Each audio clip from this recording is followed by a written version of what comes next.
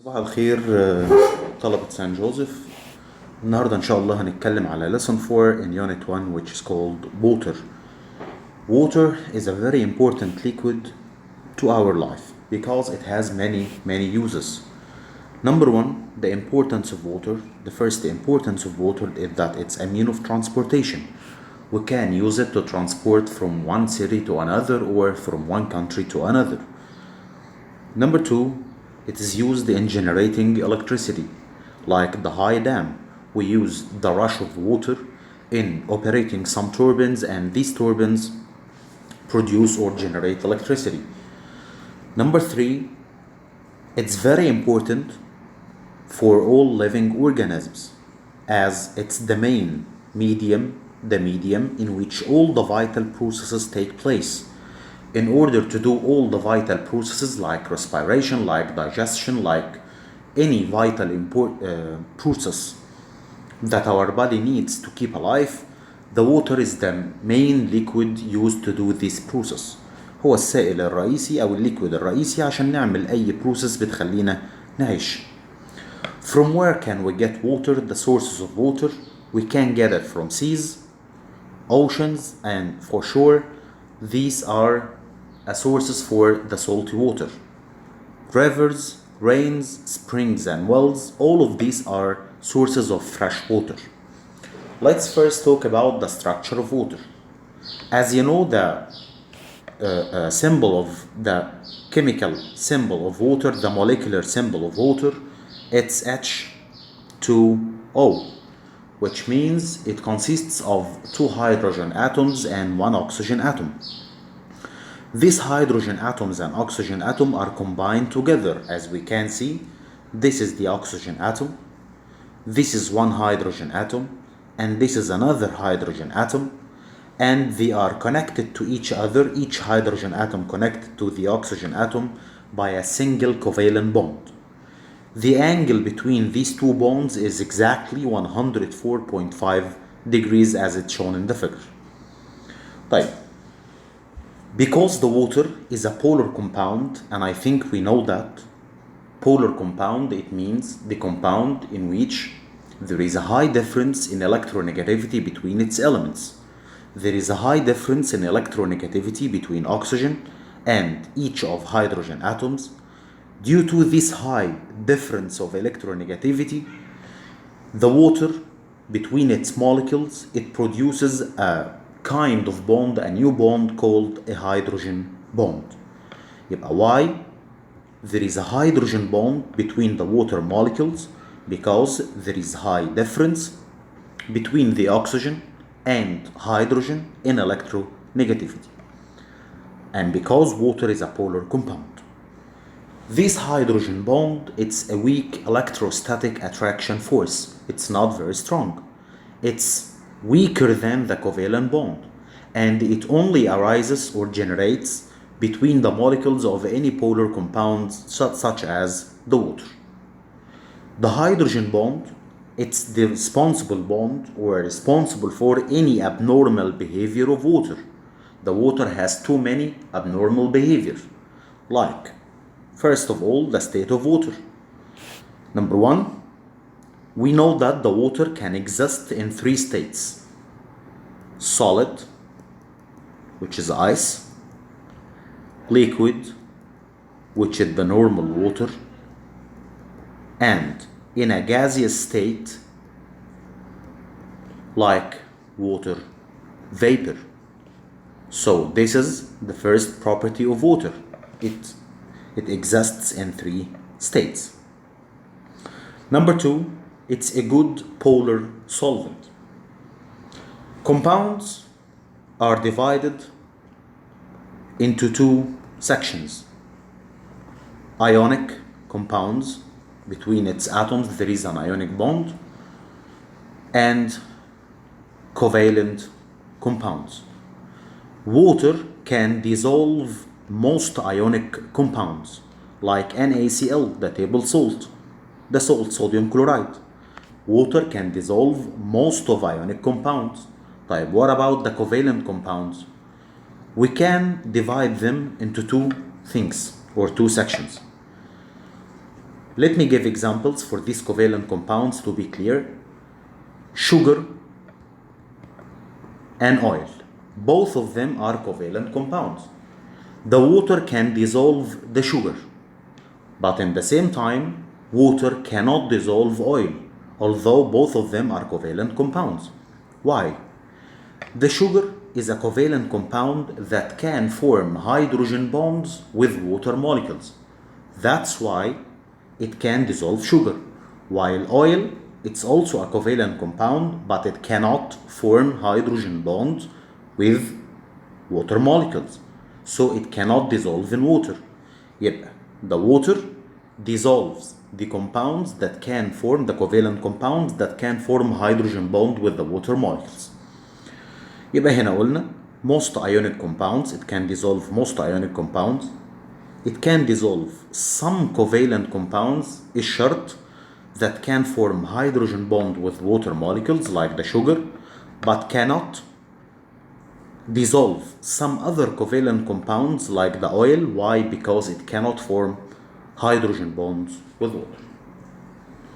Third property is rising of melting and boiling points.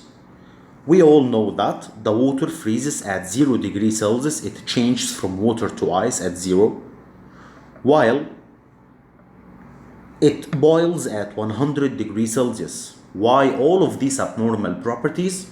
Because or due to the presence of the hydrogen bonds between the water molecules. Number 4, low density of ice. When the temperature of water reaches 4 degrees Celsius, when the temperature starts to decrease until it reaches 4, we can note that, as we can see here in the picture, the water molecules are gathered together, joined each other, are collected together by some hydrogen bonds, and they form hexagonal shapes. A shape with 6 sides, hexagonal shapes. The leaving spaces, as we can see, some molecules of water are joined together, and here some water molecules are joined together with the space between them, as we can see. So that's why the volume of the water increases and its density decreases, because we know from prep 1 that by increasing, if the volume increased, automatic the density decreases type. What happens when the density decreases? As we know from prep 1, if some material has a density less than the density of water, it floats on the water surface. يبقى why the ice floats on water?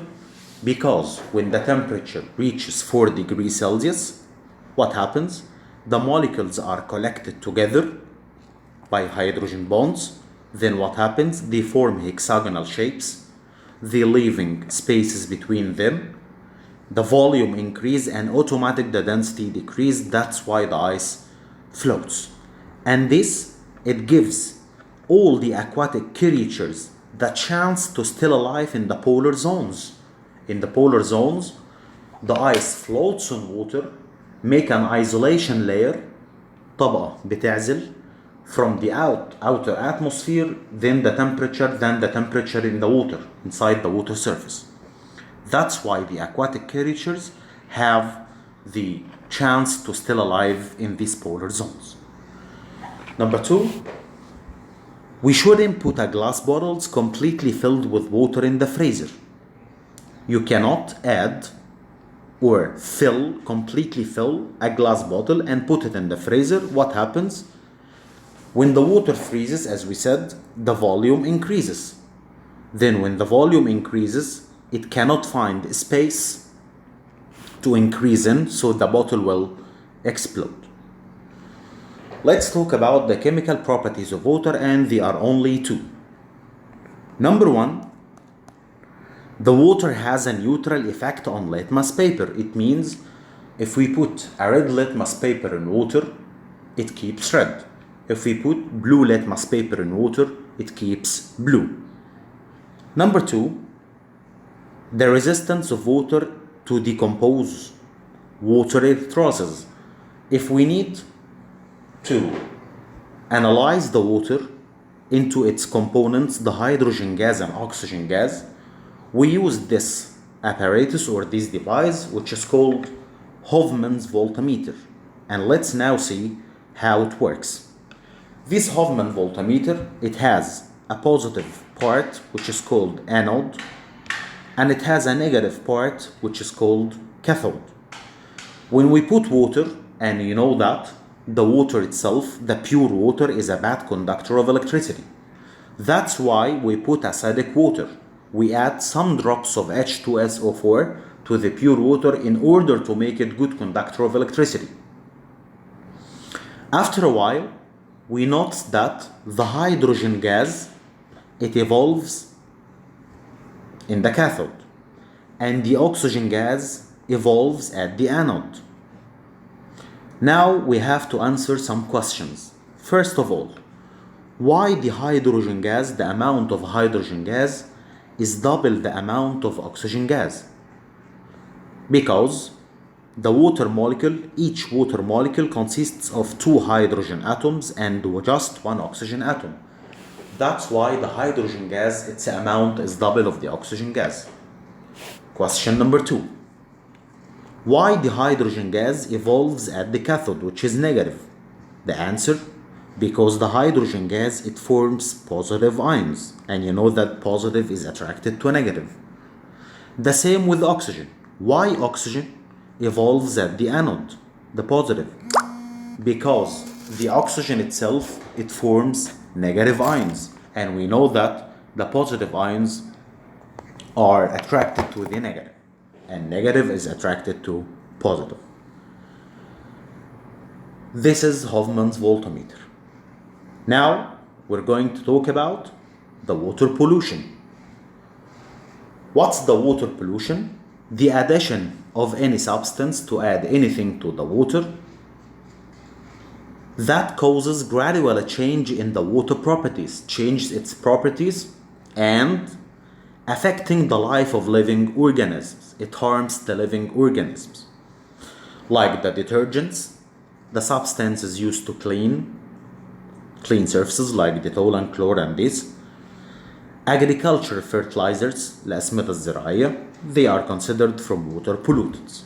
Water pollutants can be divided into 2 parts. Natural water pollutants. Some water pollutants are caused by nature, like the death of living creatures, like the volcanic eruptions, like lightning accompanying thunderstorms. All of these are natural phenomena, so it causes natural water pollution. Number 2, the second type is artificial. Artificial water pollutants, it means it's caused by man. And we can divide them into 4 sections. Number 1, the biological pollution. It comes from mixing the animals and human wastes with water. This causes too many diseases like bilharzia, like typhoid, like hepatitis. Number 2, the chemical pollution.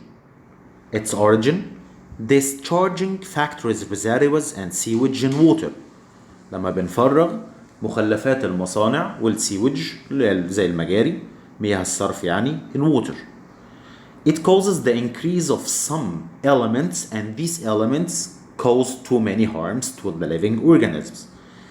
Lead, it causes death of brain cells. The mercury, it causes blindness. The arsenic, a kind of element, it increases the infection rate of liver cancer. Number 3, the thermal pollution. It's caused by increasing the temperature of some water areas used in cooling the nuclear reactors.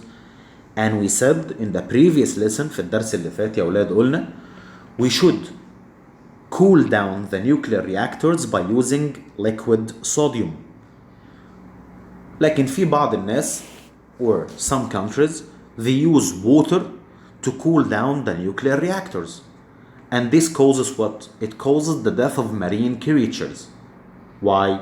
due to the separation of dissolved oxygen from water.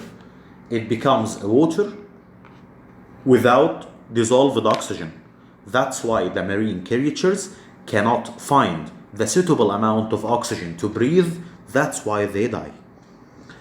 Number 4, the radiant pollution, like dumping the atomic wastes in water or leakage of radioactive materials from the nuclear reactors. لما بنرمي مخلفات النيوكلير reactors in the water. Last part, how can we protect water from pollution? How to keep our water from pollution? Number 1, prevent getting rid of wastes of factories and dead animals in water. Number 2, developing the stations of water purification اللي هي محطات تنقية المياه وتحليتها وتنقيتها ان هي تبقى صالحة للشرب يعني. We have to develop them and make them so modern to keep the water purification. Number 3, disinfection of water tanks which are found on the roofs of buildings.